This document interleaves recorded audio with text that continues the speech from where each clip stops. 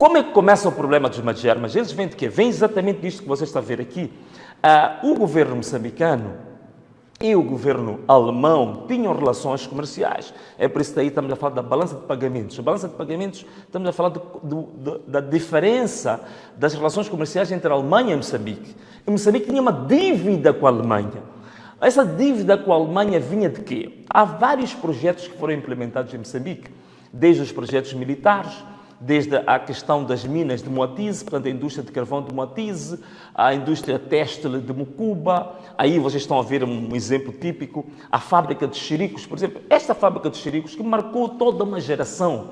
Há uma geração que foi marcada por este aparelho aqui, este receptor, né, de rádio. Muita gente conhece isto. Tinha fama de ser aquele xerico que caía do primeiro andar e partia, caía, só se abria, não se quebrava. Aí também temos o exemplo da fábrica de testes de Mucuba, que também está totalmente degradada. Portanto, todos estes projetos, temos aqui a indústria carvoreira de Moatize, que também era investimento alemão. Portanto, houve grande investimento alemão em Moçambique.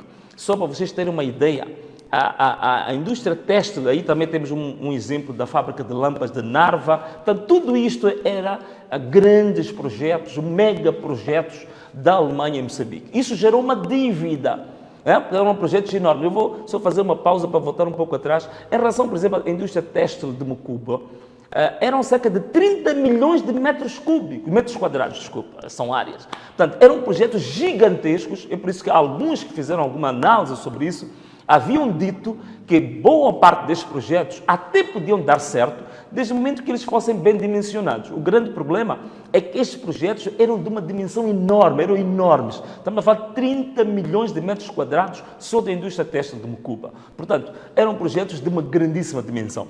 E já por volta de 1973, 1975, 76, Moçambique estava com uma dívida com a Alemanha de cerca de 260 milhões de dólares.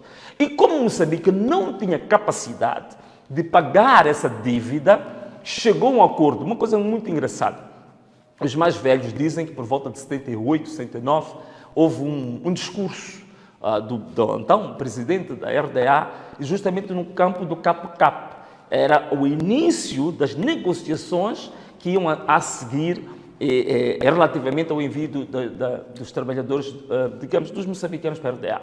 Portanto, a partir desta dívida, há o primeiro encontro entre o presidente Samora Machel e o presidente da RDA, que penso que vocês vamos mostrar a imagem, que é para vocês visualizarem exatamente isso, portanto, a seguir. Portanto, a partir deste encontro entre o presidente Samora Machel e o presidente da RDA, é onde se faz, daí está, aí, Eric Oneka, esta que é o presidente da RDA, que é aqui onde se firma o primeiro acordo de envio de moçambicanos para a RDA.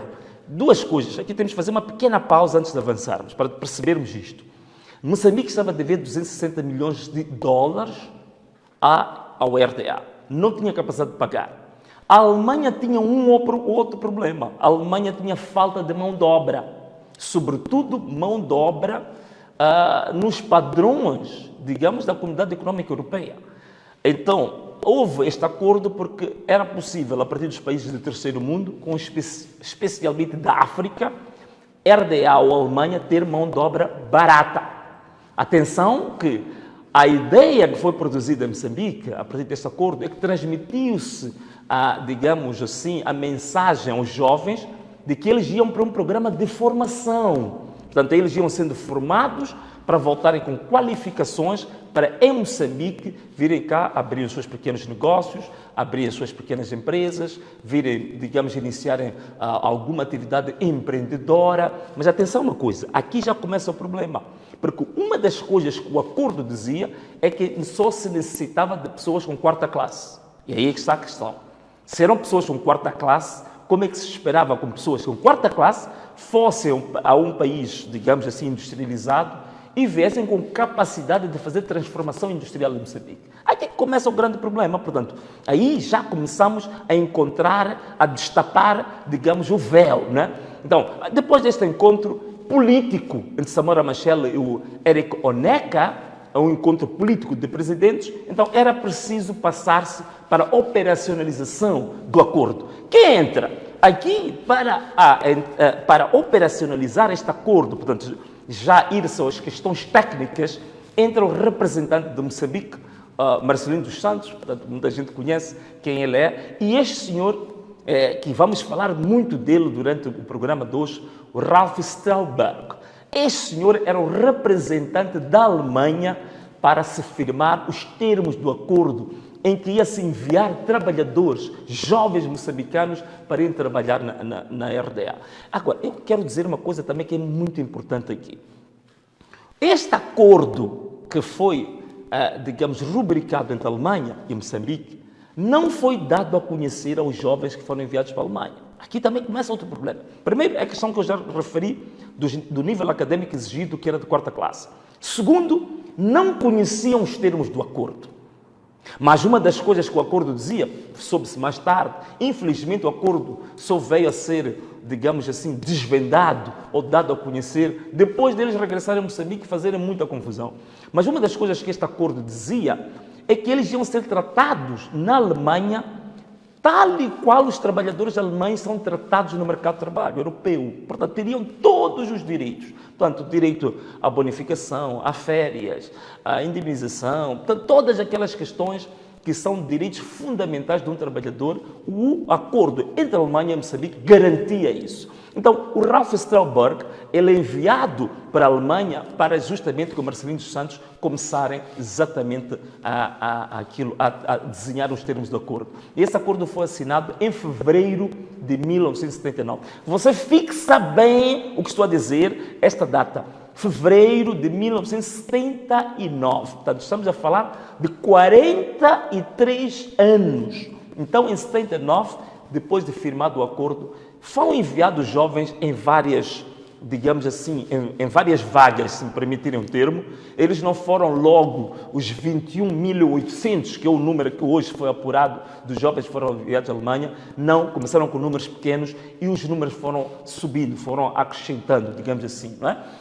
Bom, e uma coisa, antes de nós avançarmos também, que eu queria que ficasse claro aqui, é que estes jovens, em 79, foram enviados muito poucos, menos de 10 mil. E o que é que acontece? Na verdade, já agora começo a indicar questões que já são o próprio disclosure. Já estamos agora a vir com revelações. A primeira revelação que temos aqui é que este acordo, como eu tinha dito, que não era conhecido pelos magermas, não era conhecido pelas famílias, não era conhecido pelos moçambicanos. Ninguém sabia, portanto foi tratado como uma espécie de um acordo secreto. Este acordo visava, agora tem que ficar muito claro isso para si, em termos formais, em termos, digamos assim, públicos, os moçambicanos, jovens moçambicanos enviados para a Alemanha, iam para um programa, como eu disse, de formação, por formas a ganharem qualificações para vir a Moçambique e industrializar o país e abrirem negócios privados, negócios de empreendedores. Esta que era a visão oficial e o que estava no papel. Mas, secretamente, era o acordo que o governo de Moçambique tinha chegado para que, a partir do trabalho destes jovens, fosse descontado do seu salário, fosse descontado das suas remunerações para fazer pagamento da dívida. Como eu disse, a dívida iniciou em 260 milhões de dólares e então estes eram usados como uma espécie de moeda de troca. Então, a Alemanha ganhava trabalhadores, mão de obra barata, não a mão de obra qualificada e um pouco mais exigente da Europa, mas uma mão de obra que vinha da África barata. E, a partir da mão de obra barata, Moçambique também resolvia o problema da dívida, que tirava do dinheiro que eles ganhavam, justamente para pagar a Alemanha. Eu espero que isto tenha ficado claro para si, para que esta é a base onde nós vamos conversar hoje. Não.